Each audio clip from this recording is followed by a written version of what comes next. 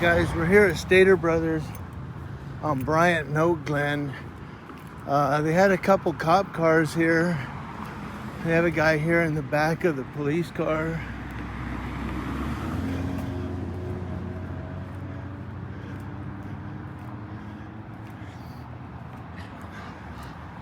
So they have these people here. So, well, I thought he was going to come up and say something to me. So they have, this lady's talking to somebody in the back of the police car. I thought he was going to come up and say something to me. He's talking. So that cop car there just left. This one's still here. This guy keeps looking over at this guy on the phone. I thought he was coming up to talk to me. He's looking at this guy. I had to wipe my eye, man. My eyes keep watering. But I thought I'd walk over here real quick and see what's going on. You know, I mean, an ambulance and a fire engine, of course, there's a medical issue. But then you see a police car and somebody in the back of the police car.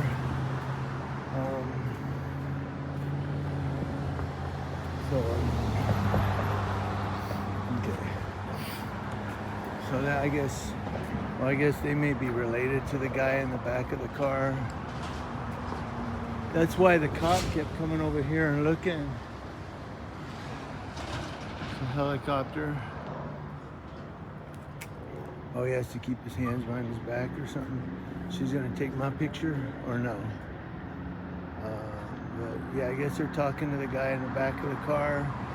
So I don't know what went down. Something went down here. I'll try to see if I can get the call. See what type of call it was, whether it was a 415 or 242 or something of that nature.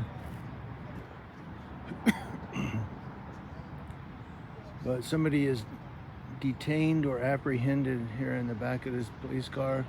If he drives off with him, then I guess he's under arrest. Scratch my finger here. I was actually on my way to go out and do my side job, my side hustle, and I seen this here. I said, you know, you always stop and record the police when there's somebody detained or apprehended. Always. So it gives accountability and transparency not only to the police. He's pointing his thumb up. He may be asking who I am.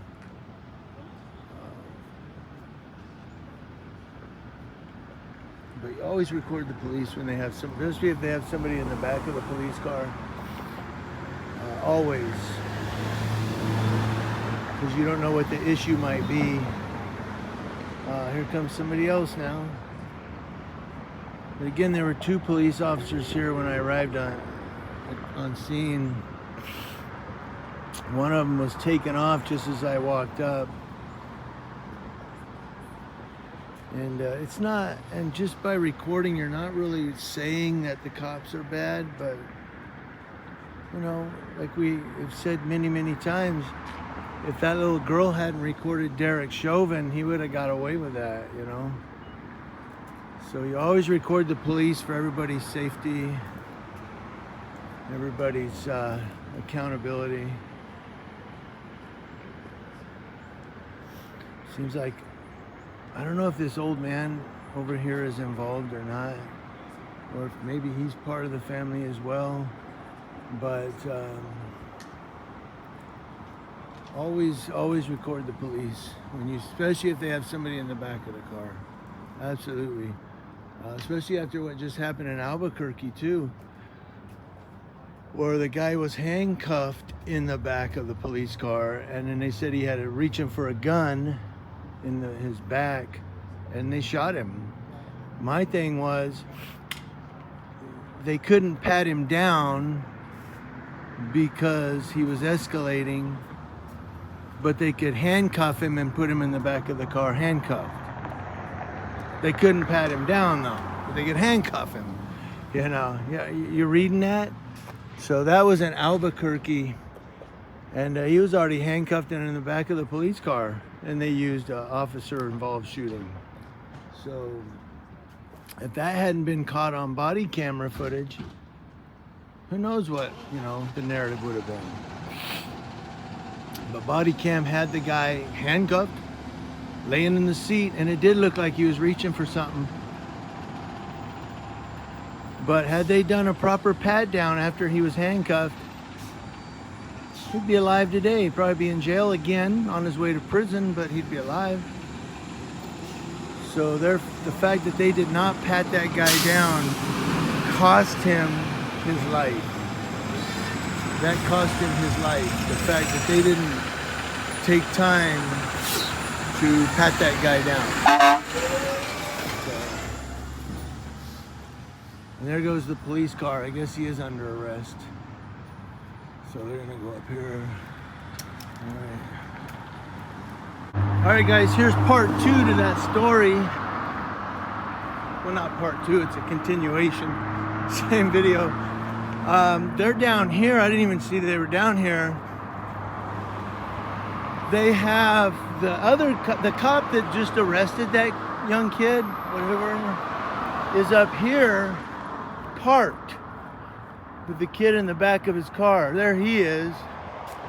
Now he pulled over here and he's got that guy in the back of his car.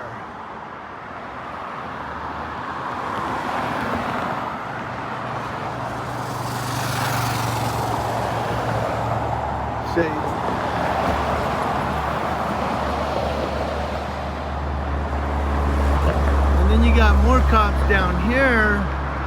They got this, I don't know if it's a related traffic stop or not.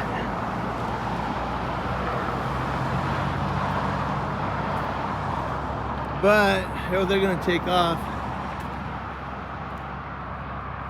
Oh, that's Brimmer. See, I can't say nothing about Deputy Brimmer. He's really, really cool. Like, he is the best. So I'm not gonna say nothing about him.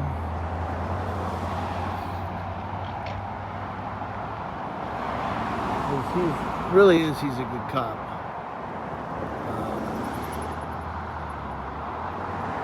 But I don't know if this is a related traffic stop, like if this is related to the kid they got here in the back of this car.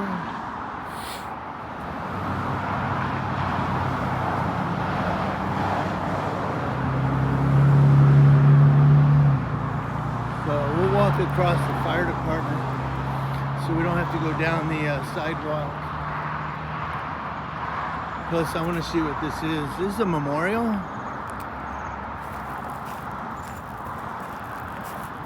Fire Captain Lou Brundridge.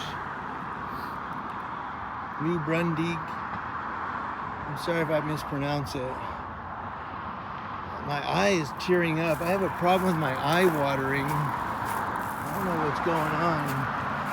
It appeared as somebody might have been in the car. I guess there is nobody in the car. Okay, so I thought there was somebody in the car. How you doing, sir? Okay, so there's nobody in there, so I don't know if that's related to this kid up here or not.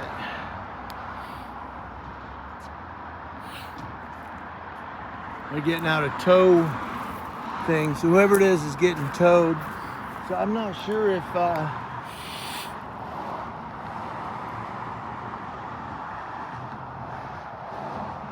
there's somebody in the back of his car or not. They have horse shows here every year, a rodeo or whatever. Not a big one, I don't think.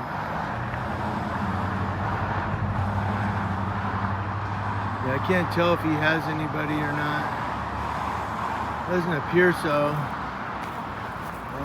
I gotta get to work. I got a side hustle that I'm doing.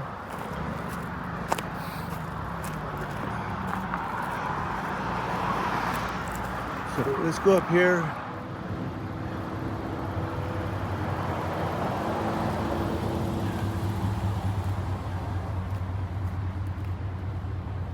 So we'll come up here and see. We're gonna watch this car.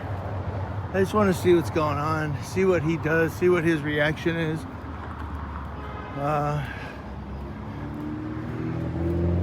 does have what we would call a prisoner, I guess, in his car.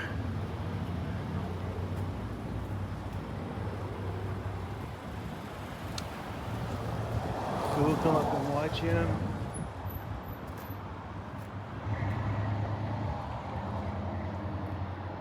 And the young man is being transported in 14 Paul 3. 14 Paul 3 is the unit. And I didn't get his face. I don't even think I got his body, like legs or anything, but we'll watch him for posterity. There he goes, finally. Oh, he's gonna get out. Let's see what happens. I'm gonna talk to this kid.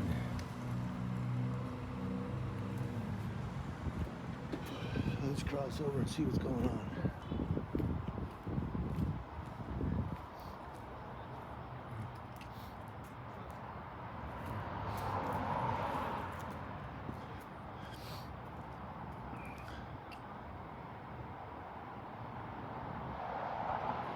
I think he's double locking the cuffs.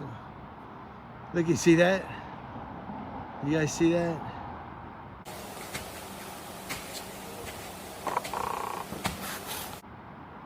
Popped up like a deer. Sorry, I didn't know who you were, that's why.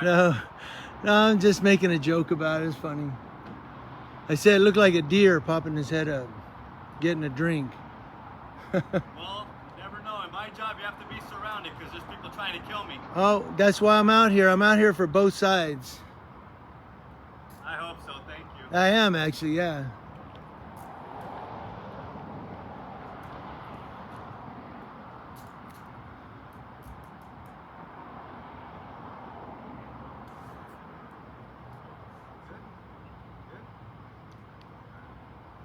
All right, guys. All right, no.